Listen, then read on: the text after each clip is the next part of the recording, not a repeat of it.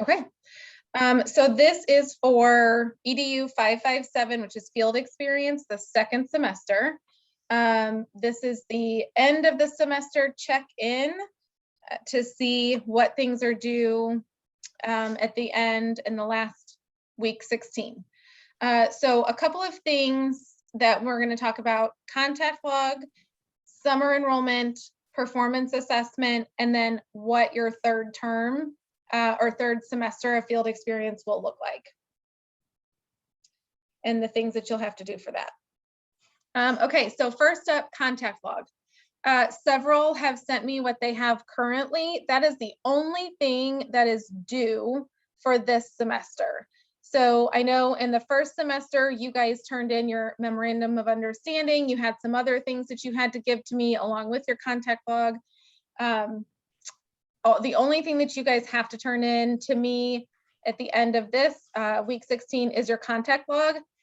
I would suggest to email it to me. I'm not for sure if there's a place to upload it in LNet. If there is, you can do it there. Most have just been emailing it to me, but either way is fine. I still go in and put your grades in LNet, so it will show it in there, but you can do either one. It does not have to be a specific format for your field experience log. It can be however you have it. I've seen them just recently in this week and on Word documents, Excel spreadsheets, Google Docs, Google Sheets. I've seen lists, I've seen charts, I've seen bullet outlines, kind of however it works for you. The biggest thing to make sure is that, you know, in your syllabus, you guys had the model one where it broke it down into the domains, and then you were able to insert your activities into the domains. So that my biggest suggestion would be, because some in the first semester didn't have the domains labeled, and my feedback to anyone who submitted it that way was to make sure that you put those on.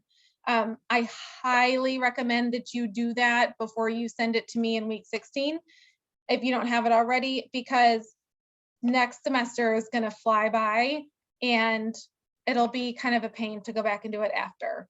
So I would suggest making sure that your contact log is divided by domains.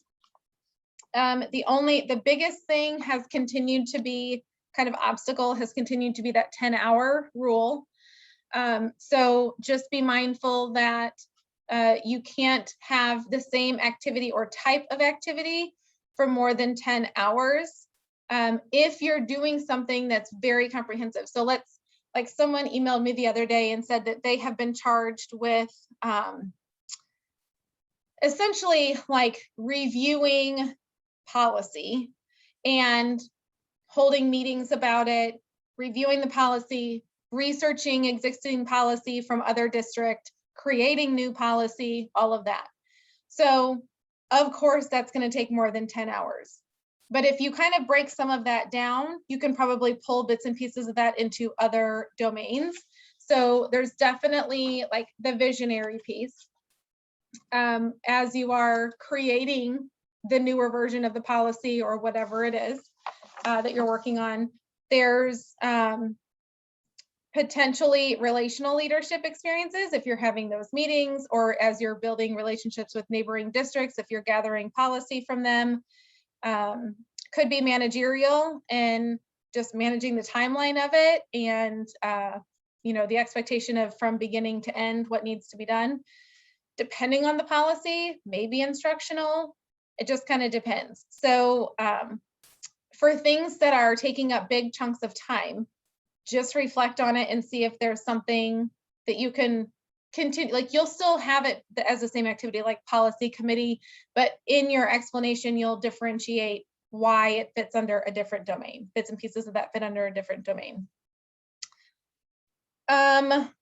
Also a reminder for your major and minor hours, that the last time we met together, the middle school grades can kind of go either way depending which way you need it. Since certification is K-12, kind of can go either way that you need it. And so I think most everyone has sent me their major and minor hours in the very first semester. So I have that information. You will need 200 hours. I want to make sure I'm saying this right. Yep, 200 hours in your major level. So either elementary or high school or secondary. And then you need 50 hours in the minor. And then you have 50 hours as kind of like a buffer that you can put on either one of those, but 300 total hours. Any questions about the contact log or hours? So one, at some point I thought I'd heard something, I had to have like 50 hours of supervision or something like that. And so I've been doing supervisions to get that. And then when you say only 10 hours, I'm like, uh-oh. So. Yeah, so depending on what the supervision is, if it's just purely supervision, like lunchroom activities, sporting events, or something like that, that can only be 10 hours. If it's supervision that is involved, like there's some other dynamic involved or task that you have to do, depending on what that is, and you would categorize that in a different domain, then you could have more than 10 hours. It just really would have to depend. But if it's purely supervision, then that's only 10 hours, even if it's lunchroom and dismissal, arrival, activities. It's not 10 in each of those areas. It's 10 total for supervision. Okay.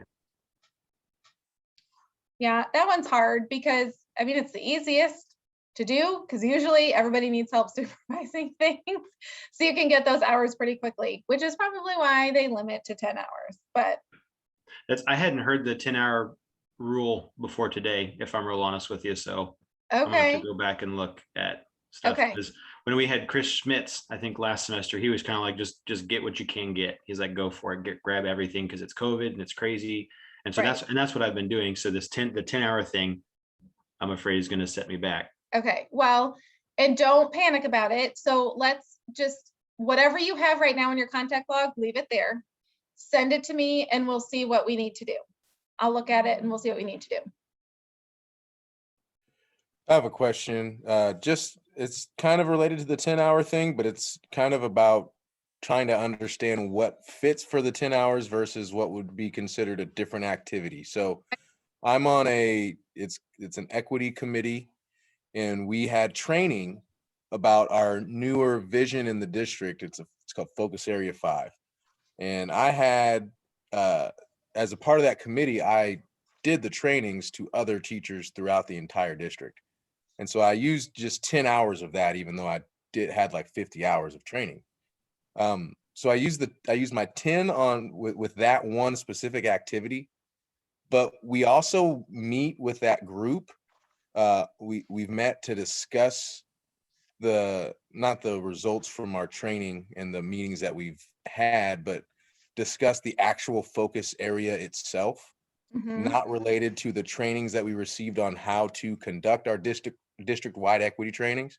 Okay. Would that be considered different, even though it's still related to the same entity, but Correct. I mean, I'm doing two different things. Right. So if I'm hearing you correctly, I almost see it as three different things in that you received. It's a bunch of different stuff. Yeah. So you received the training, then you facilitate the training with your faculty, and then you come back with the original training group to continue to debrief. Is that right?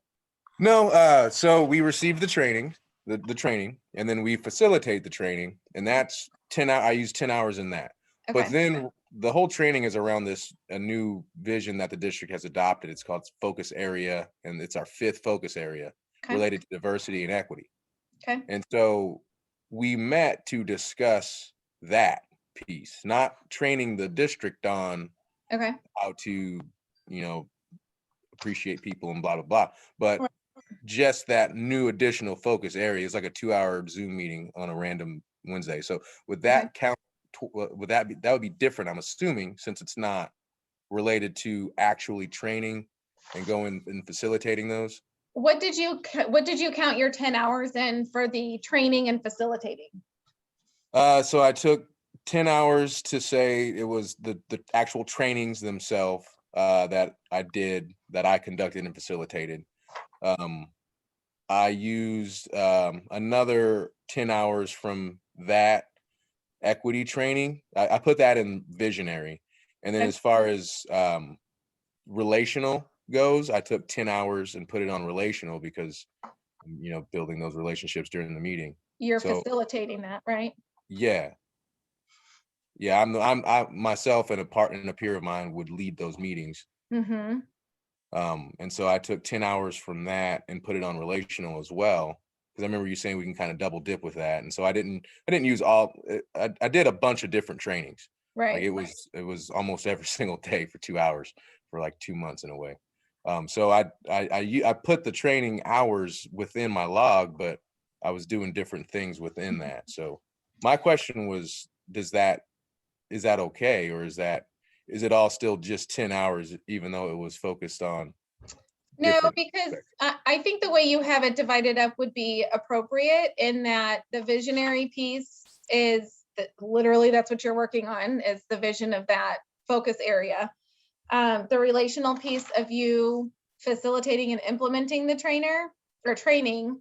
And I think depending on how, what the content is and what you've been doing, could even go into domain 5 for innovative leader, talking about continuous professional growth, commitment to ongoing learning, things like that. So if you want to plug those in on your contact log under the domains and have them in different places, then, obviously it's not gonna, your total amount of hours for this isn't going to exceed your actual hours that you've done. But if you just make sure that you are clear in your description of what part of that you're using to be considered that domain, if that makes sense. Like, I'm putting 10 hours in innovative leader because this is what we're doing that meets that, domain explanation or definition. Okay. And I would also encourage you, we'll talk about in your what you'll be doing in your next semester, your third semester with that final paper. And you have to choose some things that you're going to write and reflect about. I think that would give you a lot of bang for your buck, because you're covering several domains and a big task, a big project that's making an impact. So keep that in mind. Thank you. Mm-hmm. Any other questions about the contact log or hours? I don't have that form that you're showing. I've never seen that before. Okay. I have the syllabus, but I didn't see it in there. It's not, it is one of the last pages in the syllabus. Maybe it is in here then. I don't have the whole thing. Okay, I can resend it when I send the video. No, I'll just look online right now. Maybe I didn't print. Maybe it's for some reason the whole thing didn't print or something. Okay. All right, I'll check it out. Okay. On the hours that are built into our classes, can we count those as either major or minor? Oh, right. Yeah, depending on like how you did it or where you did it. Yeah, you know what I mean? Because some of it was like the bibliography, the annotated bibliography, right, that's going to be used for the articles for our research project. Right. That was not necessarily specific to a domain. Mm-hmm. Does it matter which one we choose to put those hours that are built into the program on? I don't think so. I would try to make that connection as direct as possible, but they would probably fall into the 50 hours that are discretionary. And then as far as the domain, just wherever it makes sense. I think that can also connect, like the general practice of the research can connect to a few of those domains probably.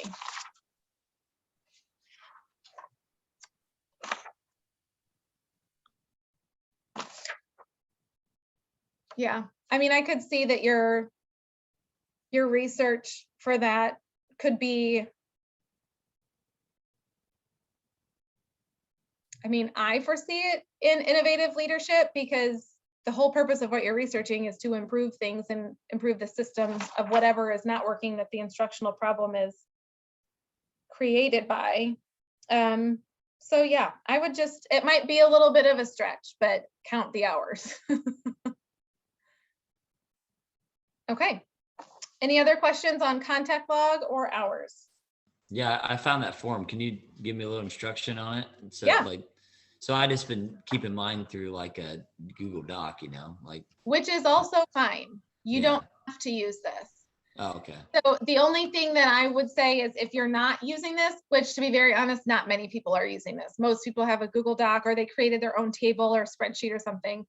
But if you're not using this, just make sure that somewhere on your contact log, you have a place where you have a way to label the domain. So whether that is you have like a section and you just put everything in that section for that domain, or if you're just keeping a list of your hours as they happen, have some sort of way to code or label or write what domain it connects to. And then the other thing is you need to make sure, in addition to writing down your activity with a brief explanation, connecting it to a domain, and then obviously keeping track of the hours, but then also if it's in your major or minor area. Because at the end, in the third semester, you'll have to, all of that will have to be there. You'll have to show what was your 200 hours in your major area and your 50 hours in your minor area. So But- you said, so excuse me. So you said that, if it's secondary or, so I work in a high school / middle school, and, I am struggling to get the hours at the elementary just because, we don't even leave our building. We have to watch kids all the time because I'm from Illinois. So we have some pretty strict rules at our Right. school with the mask and stuff. So I mean, I don't even have a lunch break. I have to watch kids. So like, it's hard for me to get over to elementary to do something. I was planning on maybe doing something this summer. Like, how many of our hours are due right now, like in this log here? So The contact ideally, log. yeah, good question. Ideally, 200 hours by the end of week 16. Reality, whatever you have. I mean, it's not like, as long as you're getting hours, it's fine. If, at the end of the first semester in the fall, the goal was 100 hours. I had anywhere from 30 to 150 hours that people were turning in because of different situations in life that have happened, and they either were able to get a ton or they really weren't able to do much at all. So as long as by the end you have 300 hours, that's all that matters. Right now, when you guys turn in your logs to me in week 16, as long as you are making progress and getting hours, that's what I'm looking for. It doesn't have to be 200. And when is week 16? Sorry. 2 weeks. So it's your week 8 of your term that you're in now. You guys are in week 6. This is week 6 for you guys in your 8-week term, right? Yeah. So your last week of your 8-week course is week 16 of your full semester. Yeah. That just made me think of another question, not that specifically, but on the contact log, Mhm. there are those supplemental activities and suggested related activities. Was that, well, am I under the impression that we should be putting that as our description, or were you guys kind of going to decipher that based on what our description was? Or is it helpful if we use those as a describer? However, like we just read what you put on your contact log. So we don't pull anything else or look at anything else. We're just seeing what is on your log. So for those hours, are you talking about like just deciphering between the 50, like where that 50 hours is going to go? No. So if you look on the contact log, after that, there's those competency related suggested activities under each domain. And then there are the supplemental activities, and they Yeah. range under each domain from things like development and implementation of MSIP and CSIP. It's just a very specific verbiage for the different activities underneath each domain. Right. And so I didn't know if that was something that we should be including in our description of our activities. But for example, I have under managerial, I have looked at our scheduling plan for the building for next year. Mhm. So on my thing, I put an hour down for reviewed schedule for next year. Mhm. Do I need to instead put scheduling plan for building? No. Because that's the verbiage that was used on that, or no? No. Okay, Thank you for clarifying that. No, the things that are listed under both competency related suggested activities and supplemental activities, all of those are just suggestions and ideas. Your list does not have to have all of these. And if it has some of these, it doesn't have to be worded the same as what's on here. The only reason that the competency related one on page 22 of the syllabus suggested is capitalized and bold, because those are kind of like, you know, resume worthy things that look really good to be doing. So they also are kind of typically more involved tasks that could probably get you a significant amount of hours. But they're not required. And if you do have them, they don't have to be worded like what's on that page. Thank you for clarifying. yeah, thank you.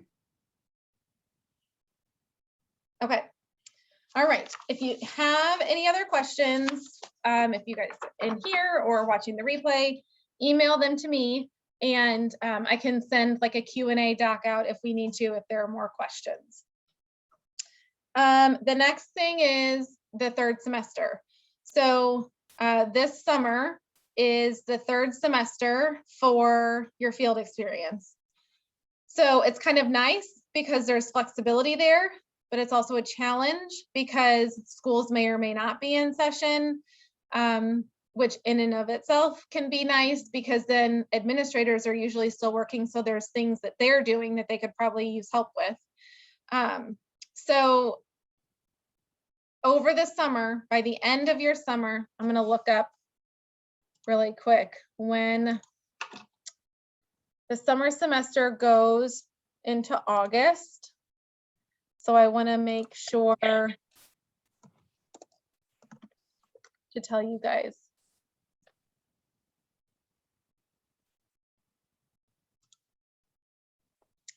So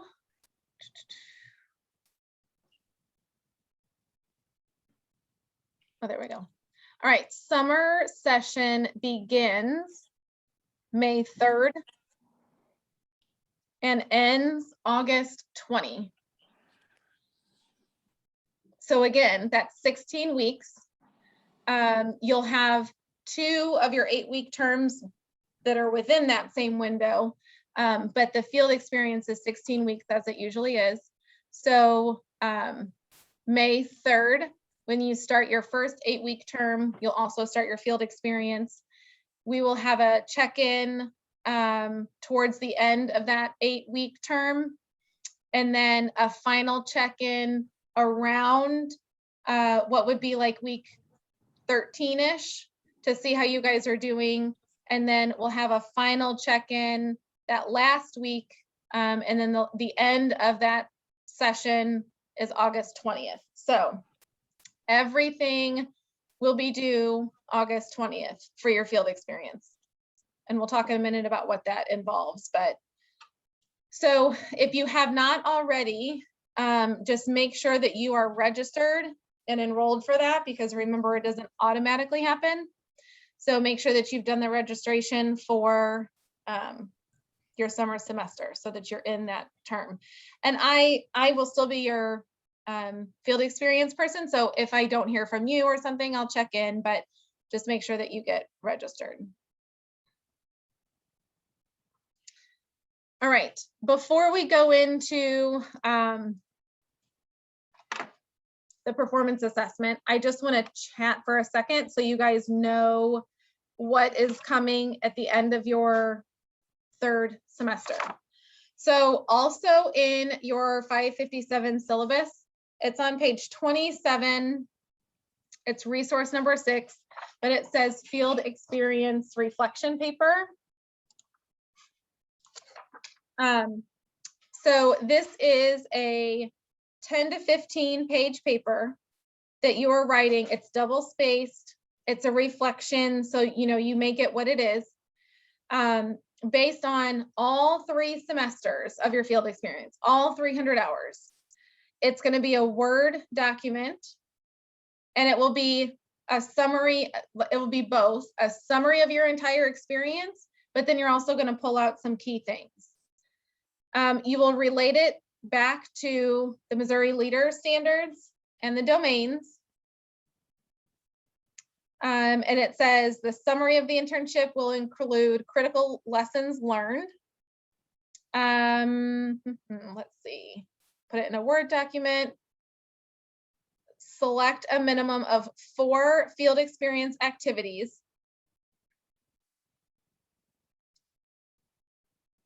per, okay, here's what it says.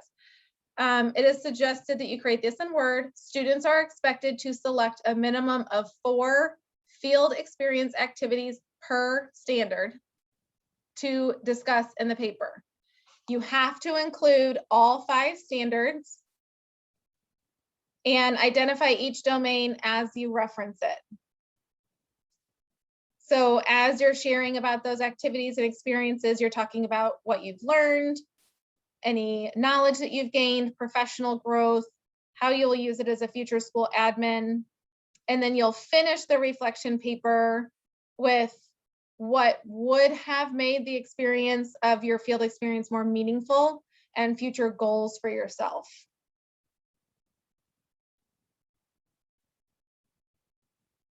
And this will be an upload into either Alnet or VIA, probably maybe both, I don't know. And so in the syllabus, it has the information, like obviously you'll put your name, date, the district where you did the information, your cohort number, where your cohort is located, and then you will go into your reflection. So just know, and we'll talk about this way more in depth when we meet at the start of your summer semester, but just know that that's where you're going. So Diana had great questions before we came on the recording of on your, do we need to know the standard number or just the domain? Well, this, I don't think your syllabus has the rubric for the reflection. So let me make a note to send that to you guys.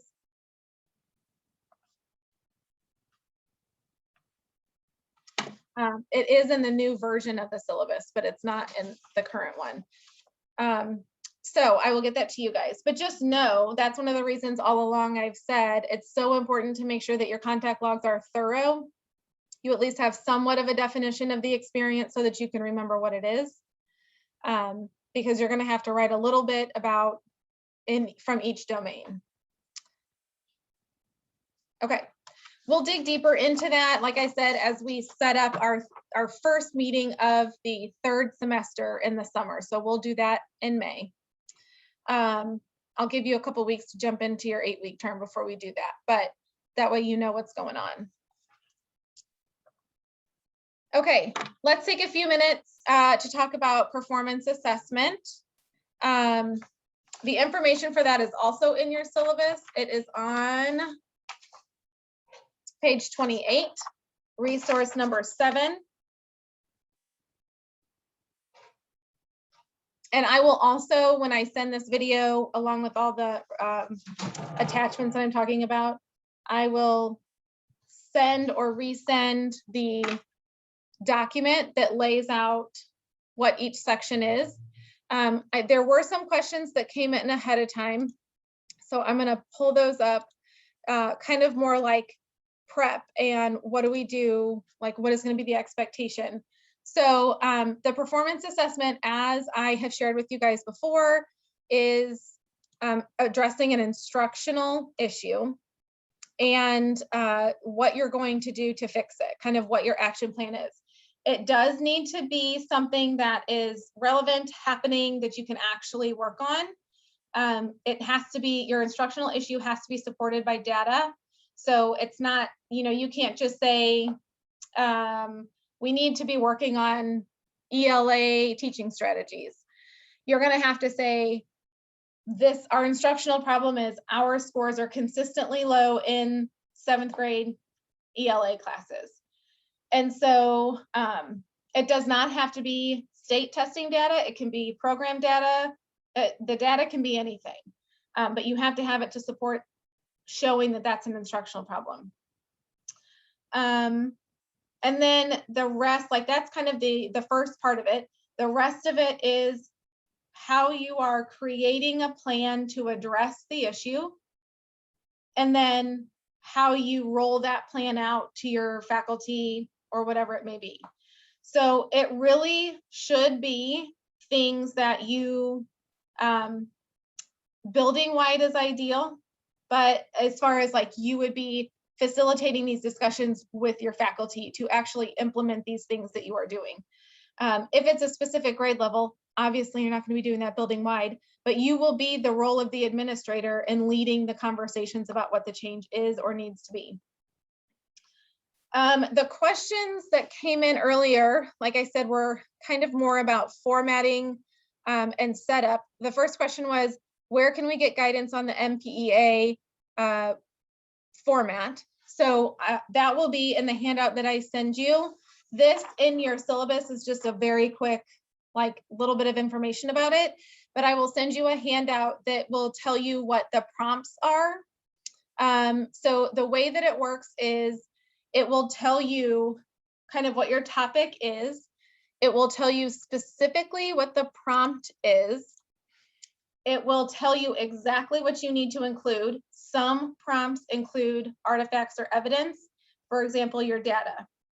When you say 7th grade ELA is where my instructional problem is, then you'll include the actual data in your final copy that you turn in. So it will, the layout of the format of the document itself or of the evaluation itself is the prompt, what you need to do as far as what you need to respond. It will tell you, usually they want only 1, maybe 2 pages. So you're not writing a lot. You need to choose your words wisely because it's a page maximum. They do not want you going over the 1 to 2 pages that they suggest. And then some of those prompts will require artifacts. Your artifacts will include things like data, articles, or publications to verify that what you're working on to solve your instructional problem is a good, like research shows that it's effective. You will also have to upload things like agendas. So when you come up with your instructional strategy, improvement is, I think, the word I'm looking for. You have to show that, like a copy of an email that you sent out to your team saying, we're going to meet, remember we're meeting on this day to talk about this, bring this with you, just like an administrator would do. You will have to provide an example of an agenda and minutes from a meeting where you have talked about this.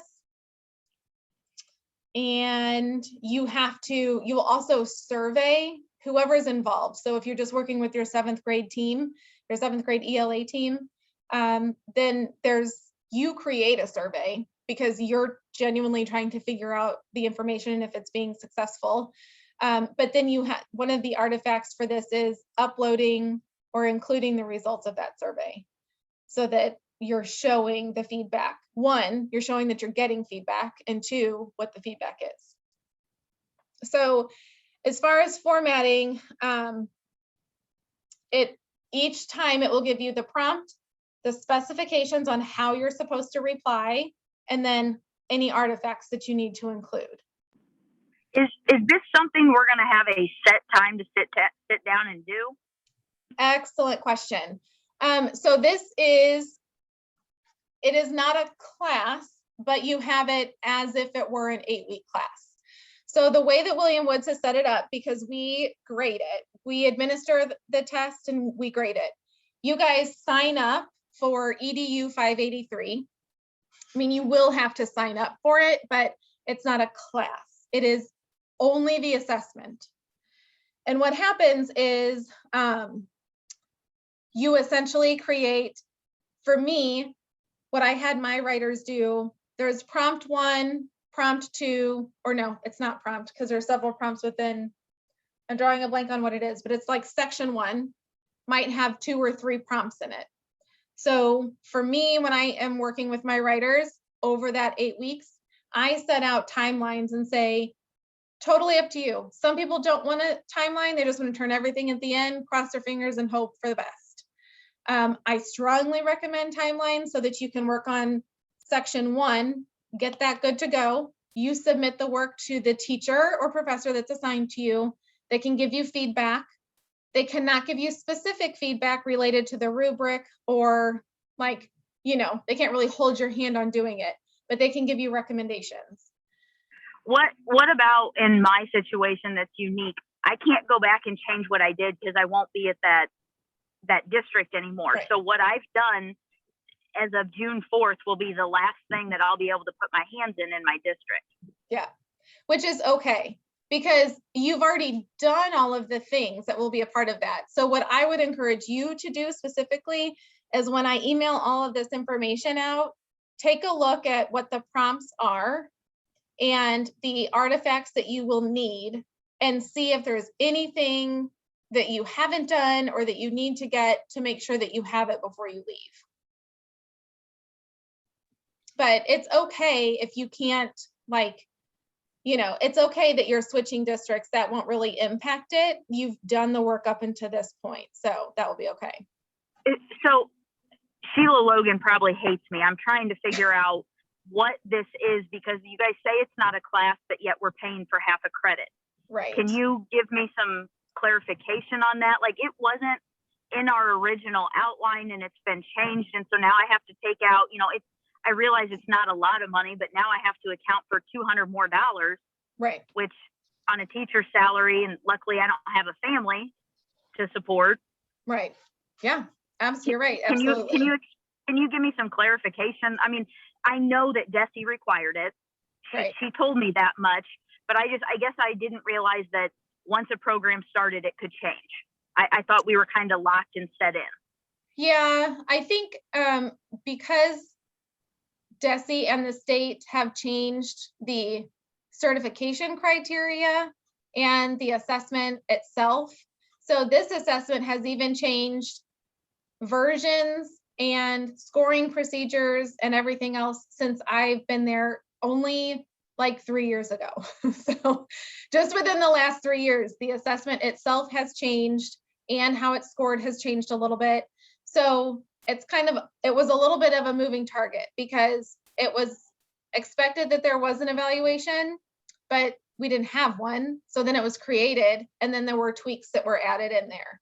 So as far as the university, it's equivalent to what would be paying to go and take a certification test through ETS or whatever. But it's just that the way the state has made it, each institution administers their own test. So we give you the information, you take this 583, you are in a group of maybe 8, 9, maybe 10 in that 583 group. And it's just essentially you and your instructor. And you're emailing back and forth throughout that 8 weeks for feedback, any questions that you have, use it to your advantage, like ask the questions, seek the feedback. And then at the end, by whatever the deadline is of that 8th week, you have to upload your final complete draft that has all of the sections, all of the artifacts. And so I know one of the questions was, how should we be saving our artifact? Paper, Google Docs, PDFs, all of that.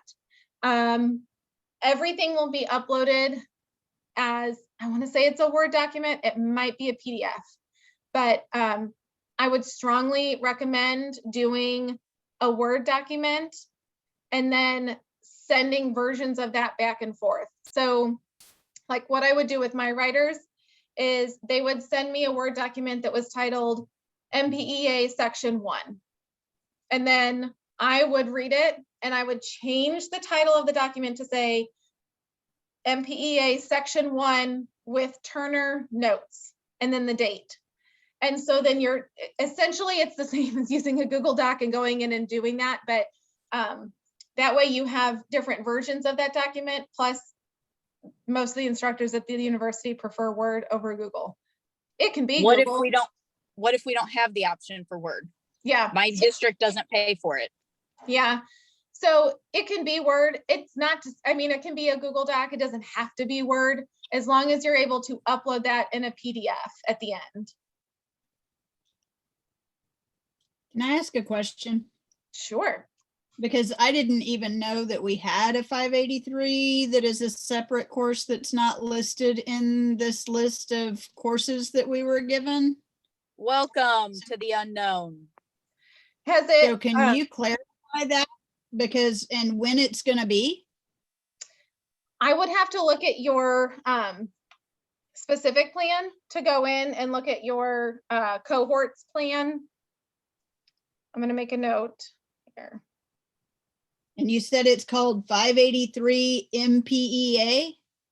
I think the course is technically titled Performance Assessment or something like that. But it's EDU583. Yeah, it's performance assessment for aspiring building administrators. Okay.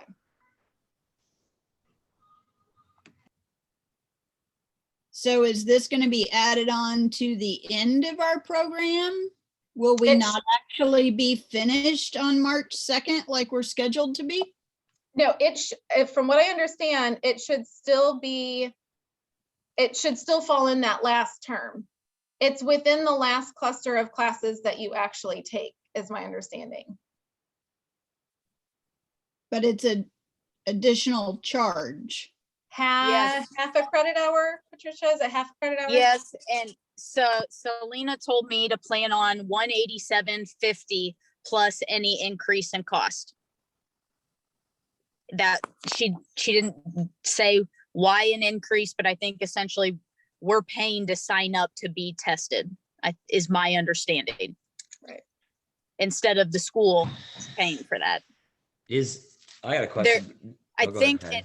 real quick, Brett, I Yeah. think she also said there was like a $24.75 fee for something else, and I can't remember what. I'm not in front of my computer to pull up her email, but I can definitely forward to you, Miss Dr. Turner. Okay. So my question is this class the paper, the performance assessment paper? That's what it is? We're just turning, okay, all right. Yep, that's the only thing it is. There's no other work. There's nothing else. It's just an 8-week window of time that you have to work with an instructor, a professor, to work on as many iterations of your draft of the assessment and complete it by the end of that 8 weeks to submit for scoring. Okay, thank you. Uh-huh. So we're looking at, in the end, a 15-page reflection on our field experience and however long this performance assessment is going to end up being. So how long is there? Yeah, sorry, go ahead. Yeah, so your field experience will end this summer in August. Your performance assessment, the 583, will happen in whatever your last 8-week term is on your plan. It's different for each cohort, so I don't know yours off the top of my head. When was your last class scheduled, like your last term? Sometime in August. It goes August to like late August to October 18th or something. Okay, yeah. So if you're finished in October of 21, then that August to October will be when your 583 should be. And ours is scheduled for spring of 2022. Okay. And it says during that semester, it's field experience 2. Is that something different? It says No. Field experience 2, portfolio, school improvement plan. I'm gonna have to pull up your plan, Diana, because that field experience 2 is what you're in right now. Mine, I think, is labeled On our only plan, as 1.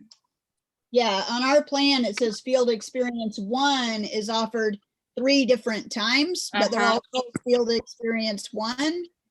And then field experience 2 is spring of 2022 on our plan. I'm pretty sure ours is the same way with field experience 2 being August to October. And I had assumed that that was when we did this assessment, was during that field experience 2. Okay, But if it's not, and we have something different, I would like to know. okay, let me clarify. Go ahead. Can you see that? Yes. Like mine says fall 1, and then it says that field experience and portfolio development. Would that be different than the other 2? Yeah, yours is different because that's a 697 class, isn't it? I think. Yeah, Yeah. yeah, that's a little bit different. Okay. Yes, ours says it's from August to field experience to August to October. And it's, my field experience 2 is titled EDU597. Okay, I'm gonna pull this up really quick. Well, let me do this. Ours is 597 as well, EDU 597. Because all of these are 557, so. Yes, yeah. 597 is your final semester. It might be, I'm gonna send Sheila a text. It might be that in your original program, like if you started before a certain point, that the performance assessment is built into that 597. So let me make sure. But for anyone who's starting a newer, who has started this academic, when did you start? When did your guys' first class start? Summer of 2020 for us. Okay, I think we were March of 2020. okay. Yeah. I'm sorry, I have to go. My 2-year-old is trying to potty train herself. We got a mess. So I'll finish watching the thing. Good to see you. Okay. Let's see. Okay. I'll let you know what Sheila says. And then I will also, Diana, pull up your cohort's plan after we're done recording, and I'll take a look and I'll figure that out. Okay. Okay, but there were a couple more questions as far as the performance assessment. So let's see. Guidance on the MPEA format will be in the attachment that I include with this. The difference between MPEA and portfolio. So MPEA is the assessment itself. So there might be additional work like portfolio or the field experience reflection or things like that that are due for other classes. The MPEA is the actual performance assessment. Just So is the portfolio a class then, something else we're going to work on when we take it? where is portfolio coming from?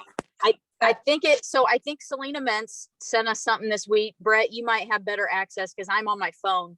And it said field experience to portfolio performance assessment, EDU, whatever it was, for half a credit. Like all that was bunched together. That's a lot of information coming at one time. I think Okay. that's how it was set up. And Brett, you might be able to, did you get the email from her this week? Because when I went to sign up for courses, what I was signed up for was not on our original plan. Well, our original schedule changed. They changed 2 course names and numbers. Yeah, here I got it, Patty. So so we were scheduled to take what were the numbers? I don't know what they were, but they're now 572 and 573, managerial leadership and instructional leadership. So those classes are different on what we were scheduled to take originally. What about the very end where it says? Oh, the end, it says field experience, portfolio, and a school improvement plan, EDU 597, fall 21. EDU 583 is is performance assessment is included in that for a half a credit. Course can be taken concurrently with EDU 597 or after. Okay. So it's probably, yeah, from what that sounds like to me, and Brett or Patty, if you guys want to send that to me and I can make sure, but it Yeah, I'll sounds to send it me you right like now. for those who have had a plan that did not include 583, that they're putting it into 597.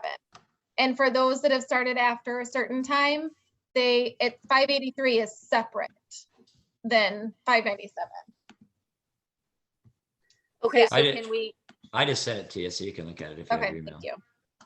I guess I'm just worried that we're gonna have three major things due, a portfolio of some kind, a school improvement plan, and then we're also gonna have that performance assessment. Like, it seems to me like they are three different things. So Sheila said 597 is capstone and a peer review of the performance assessment. Okay, that's why it's confusing. In 597, they're having you work on a draft of the performance assessment. Like that's built into the course for 597. It's not submitting it. It's just coming up with the draft of the stuff. So in 597, it's built into where you see the prompts and what's required and what you need to have and all of that. So then you can work on it then. And then 583 is actually working with an instructor to get feedback on it, finalize it, and submit it. Okay, so what is a portfolio and what is a school improvement plan then? Those must be specific to that course, 597.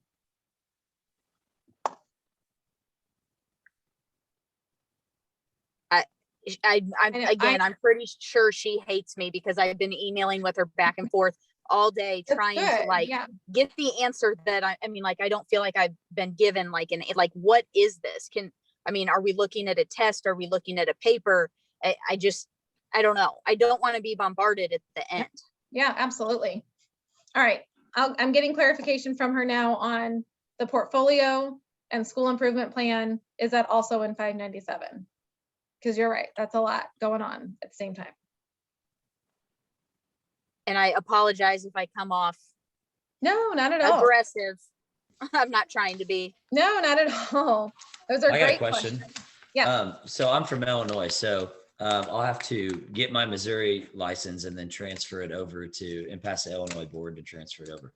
So what do you have to do to get yours, like as far as a test, like an actual format test, a standardized test, whatever, to be a Missouri principal? Is there, because like in Illinois, this performance assessment is it. So so this is part of that certification process. You have to pass this, and then that's part of your certification. So like there's no bar test that I have to, like in Illinois, I have to take a test to be evaluated and like a bar test, a principal's test. There's nothing like that? No, I know it's different than Illinois. I don't know the Go details Missouri. of what Illinois has, but I know it's different. Come on, Patty. You guys. You guys Dude. got it going on. I know, dude. I was told that if we got certified in Missouri, it transferred to Illinois. You That have there to wasn't. Oh no, you have to pass the Illinois board and you have to pass your Danielson. Yeah, The Danielson, I'm not worried about. No, that's just, yeah. If you just go to their training, it's just a shot in the dark. But yeah, because Patty's coming to Illinois. She's coming over across the river to the land of debt. So The land of Lincoln. yeah. Mm-hmm.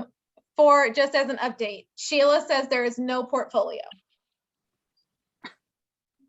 Okay. So can we cross it off of our schedule, you think? I would just say that I took that as there's no portfolio in 597. You're still going to have 597, but there's no portfolio in 597. So essentially that 583 work, the performance assessment work, is taking the place of that portfolio. But you still are going to have 597. Okay.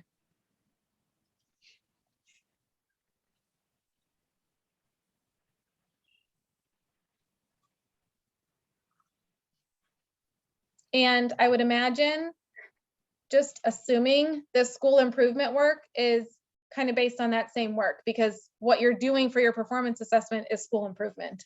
So it's probably all connected together.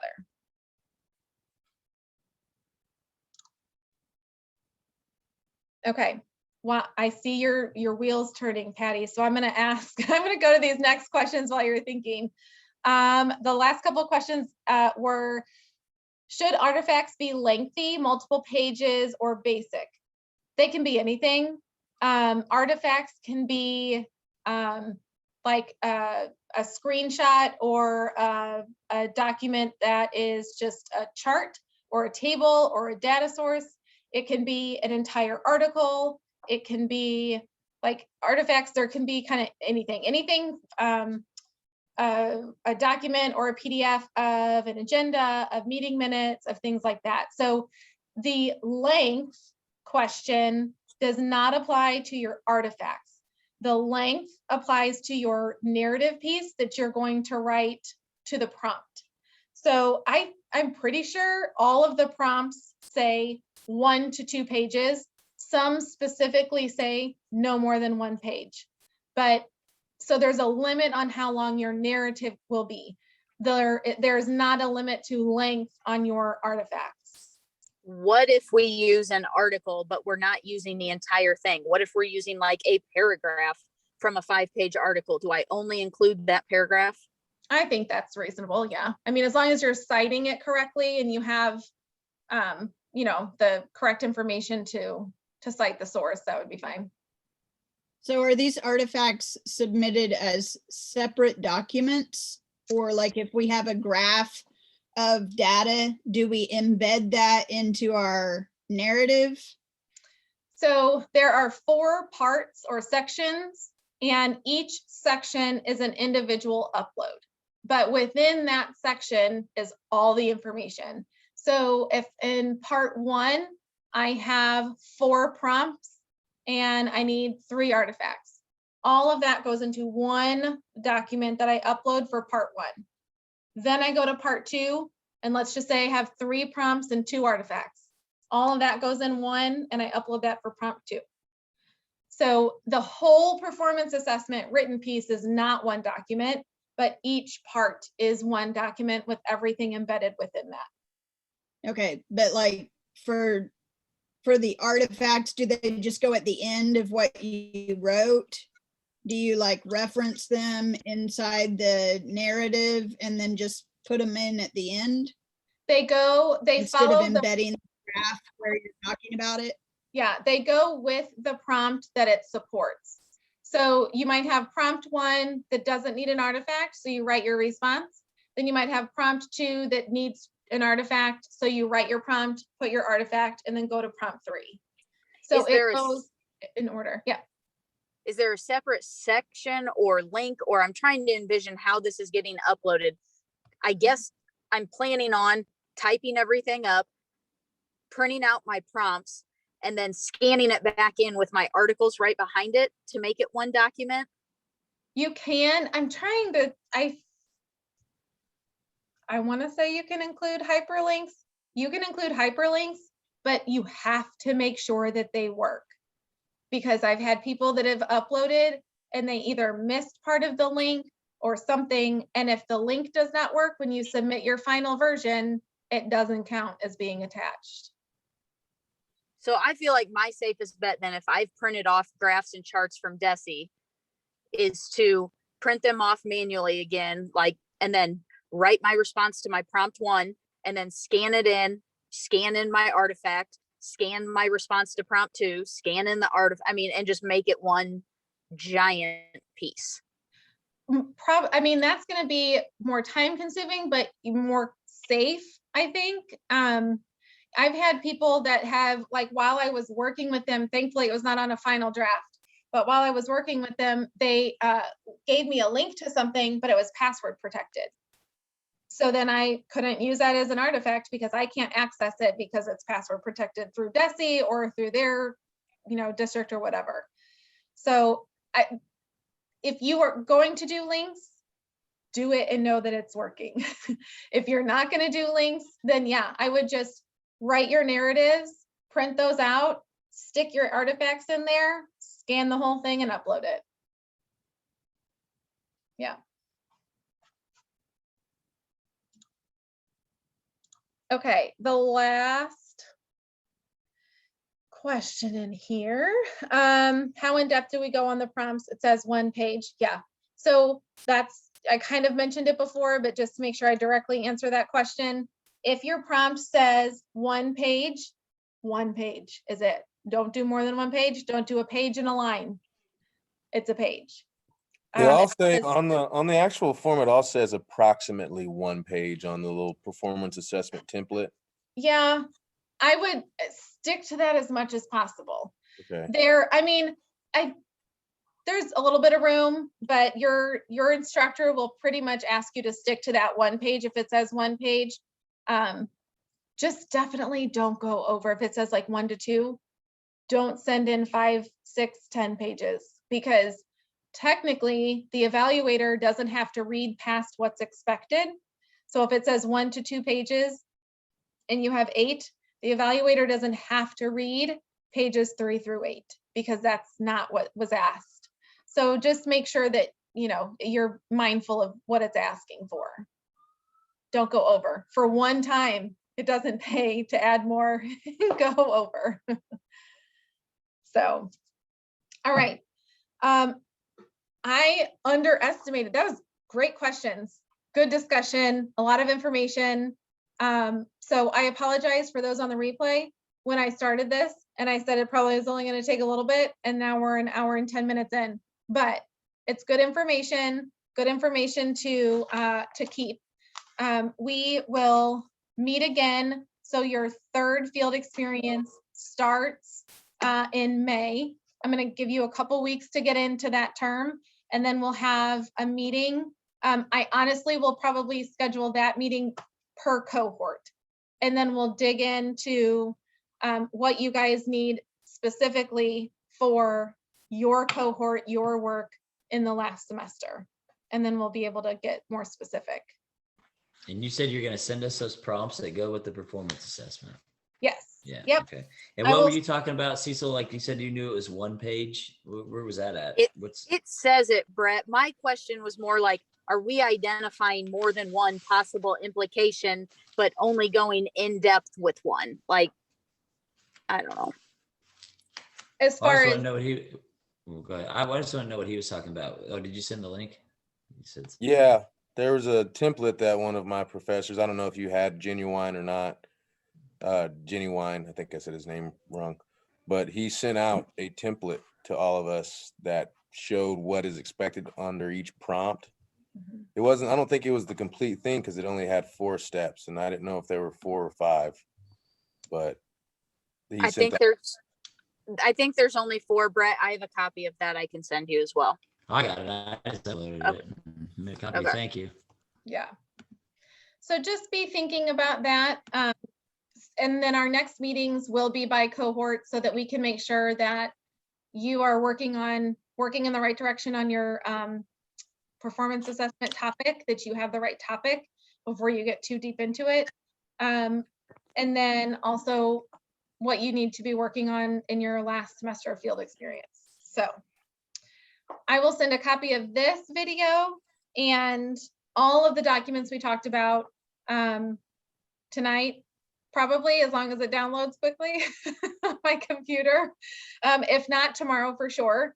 And then I think that's it. Any other questions? There was a lot. I have an only applies to me question. I included my log. Did that look okay? I have not looked at the logs yet, but I do have it. I did get it. Okay. Okay. All right. So I'm going to stop recording.